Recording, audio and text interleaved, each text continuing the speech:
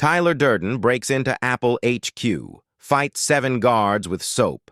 What he reveals crashes tech forever. Cupertino, California, October 2023, 11:47 p.m.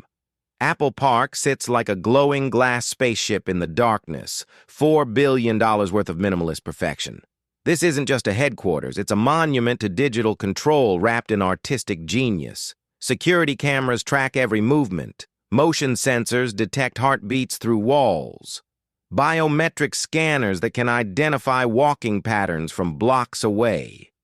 Apple built a digital fortress that makes the Pentagon look like a toy store.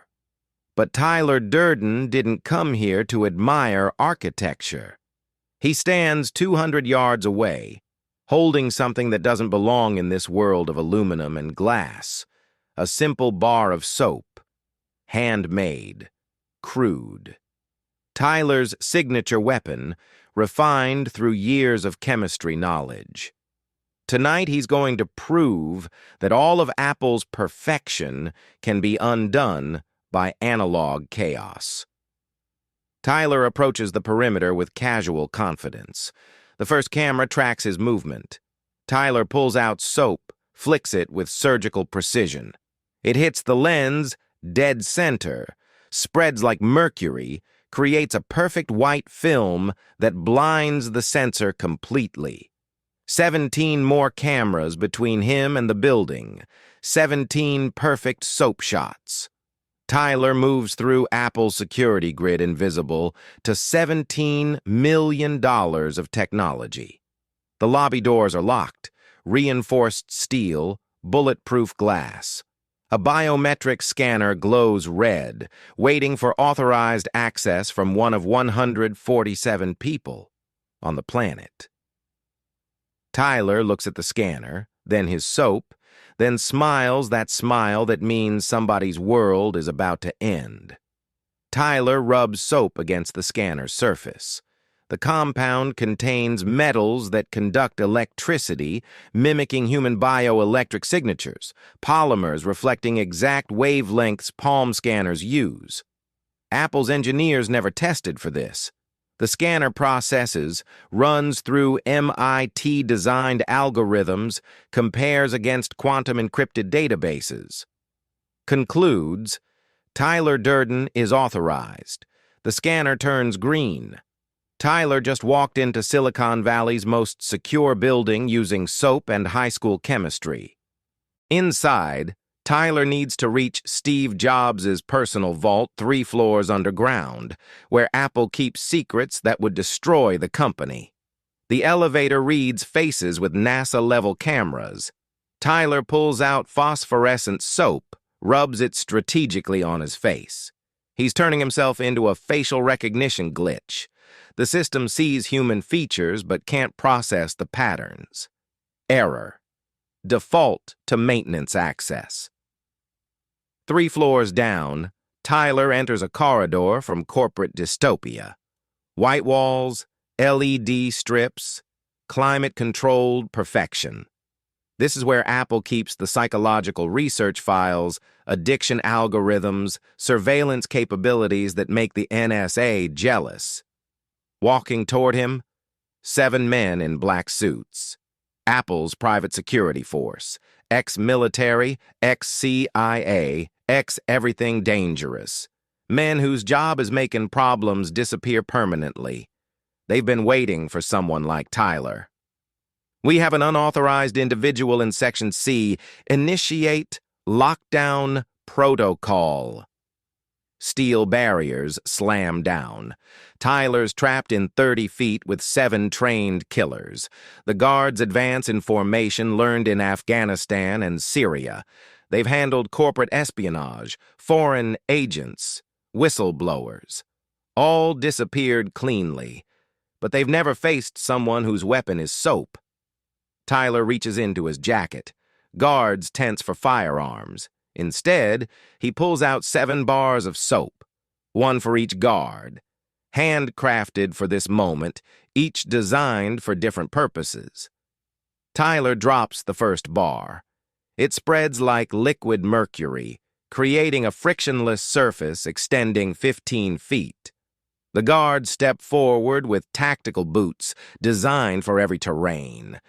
But who builds military equipment to defend against soap? The first guard goes down hard, slides like a hockey puck.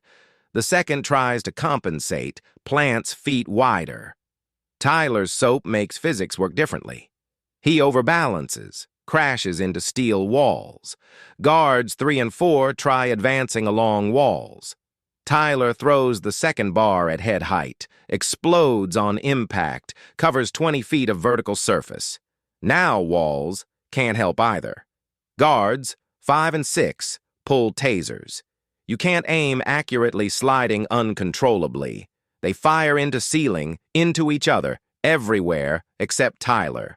The 7th guard draws his sidearm. Real weapon, real bullets. But Tyler's 3rd soap bar hits his weapon hand with perfect accuracy. Tyler's formula attacks nerve endings, causes temporary paralysis. The gun falls, slides away unreachable. 7 guards, 7 soap formulas, all down in 30 seconds. Tyler steps across his slick using specially prepared shoes, walks past elite security professionals sliding helplessly, unable to pursue. At the corridor's end, a door marked Biohazard, classified, authorized personnel only.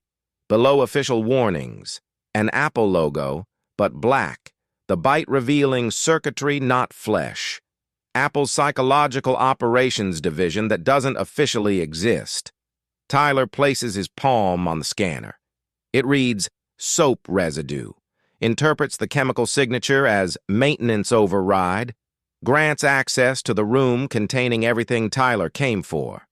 Inside, servers hum with machine efficiency. Screens display data streams, making NSA analysts weep with envy. In the center, a single terminal with a waiting message. Waiting since October 5th, 2011, the day Steve Jobs died. The message addresses the one who makes it this far. Jobs knew someone like Tyler would eventually come. Planned for it. Hoped for it. Tyler sits and begins reading. What he discovers doesn't just explain Apple's business model, it reveals the truth about every tech company. Every device promising to improve life while quietly weakening minds. Steve Jobs' final confession. His admission that he didn't create technology to empower people. He created it to control them. Every iPhone design triggering dopamine responses, creating addiction. Every app built harvesting attention like crops. Every update making previous versions obsolete, keeping users in permanent cycles of desire and dissatisfaction. The files show psychological research making behavioral scientists quit in horror. Studies proving social media algorithms deliberately promote anger-inducing content because angry people engage more, and engagement equals profit. Push notifications calibrated, interrupting thought patterns at intervals, maximizing dependency while minimizing conscious awareness. The most damning file, Project Mindshare. Apple's long-term plan making human consciousness itself a commodity, bought, sold, and traded like any resource. But Jobs had a conscience crisis before dying. Realized he'd turned humanity's greatest communication tools into the most sophisticated addiction machines ever built. He hid evidence where only someone like Tyler could find it, someone existing outside digital control systems, someone who couldn't be bought, intimidated, or disappeared. Tyler copies everything onto his own device. No USB ports. Apple's systems could detect. No wireless connections to intercept. Raw data transfer using pre-digital methods. Sometimes old technology is best technology. Alarms start blaring. Security recovered enough calling backup. Apple's private military contractors mobilizing. Helicopters spinning up. The most powerful corporation throwing everything at stopping one man with soap. Tyler's already got what he came for. Now he's giving it to the world. Tyler activates a device planted outside before infiltrating. Not a bomb. Something worse for Apple. A transmitter hijacking their own communication systems, using their satellites and servers, broadcasting Steve Jobs' confession to every Apple device on the planet simultaneously. iPhones start displaying messages users never requested.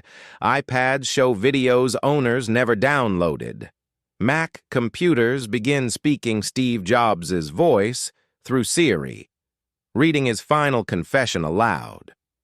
The same trusted voice helping with directions and weather now tells the truth about digital addiction, psychological manipulation, corporate control of human consciousness.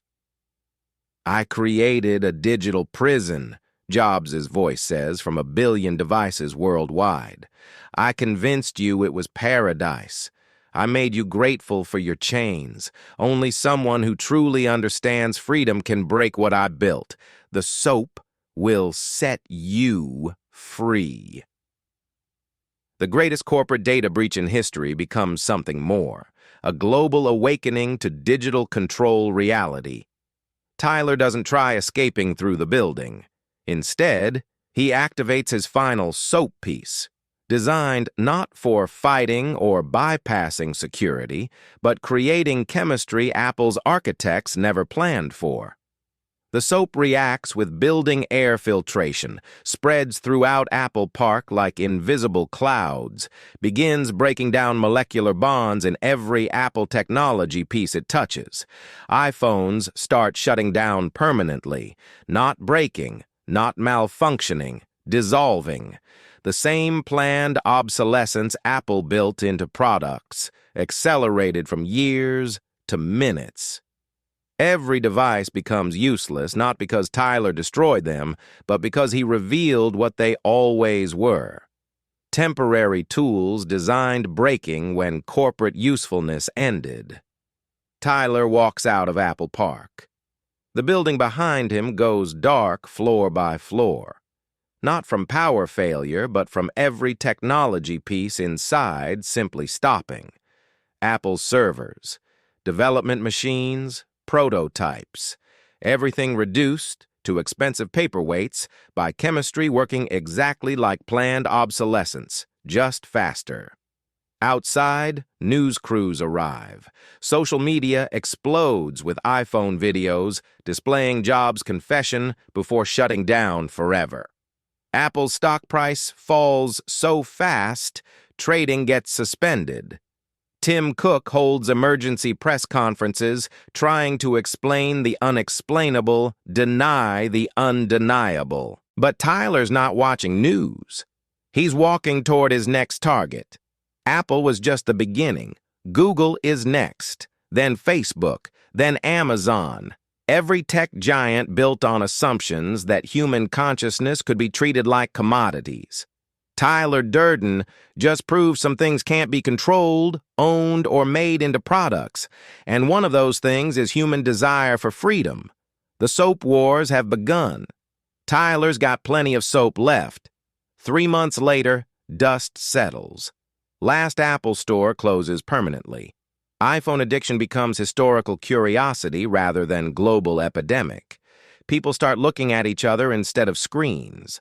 Someone asks Tyler if he feels guilty destroying a company employing thousands. Tyler's answer is simple. I didn't destroy Apple. I just revealed what it always was. A beautiful prison that convinced its inmates to pay for the privilege of being locked up.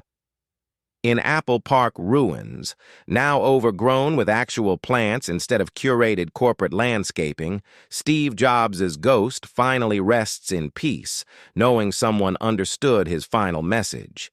The most perfect system can be brought down by the most imperfect person, as long as that person understands freedom isn't something you buy in any store. The question isn't whether technology will control human consciousness. The question is whether there will always be people like Tyler Durden refusing to let perfect systems stay perfect. As long as there's soap in the world, there's hope for chaos. And chaos, Tyler knows, is just another word for freedom. What Tyler proved at Apple Park wasn't just that corporate security can be beaten by chemistry and creativity. He proved the most sophisticated control systems ever built are still vulnerable to the one thing they can never account for: people who refuse to be controlled. The real product Apple was selling was never phones. It was compliance. Tyler's soap didn't just break their devices. It broke the spell. Who in your life is selling you compliance disguised as convenience? What systems are you paying to maintain that were designed to control rather than serve? Because somewhere out there, Tyler Durden is making more soap. And someday, he might just use it to set you free too. The revolution isn't digital. It's chemical. It's personal. It's happening one bar of soap at a time. And it's just getting started.